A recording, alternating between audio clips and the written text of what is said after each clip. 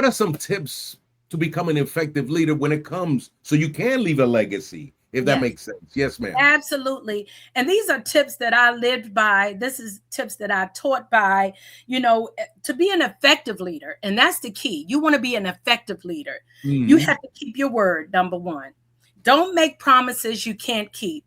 No one will believe you and follow you if you do not Yes. keep your word. Be fair to all. Good leaders show no favorites. And I know I had to learn that early in my career as a young leader. I had my favorites. Yeah, yeah. And we going to be honest here. Everybody had their favorites. I knew who I could go to. I knew who would get the job done. I didn't have to Yeah. do no status checks. Oh, how long it's going to take you? When you're going to have this back? I knew that they were going to be able to get the work done.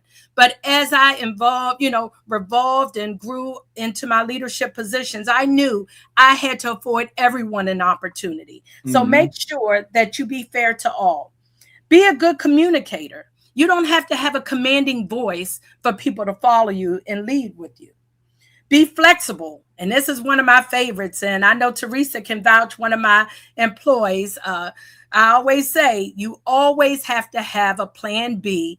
Sometimes you need a plan C or D, because Mm-hmm. at all Yes, times, yes. plan A sometimes doesn't work. So you got to have and be flexible.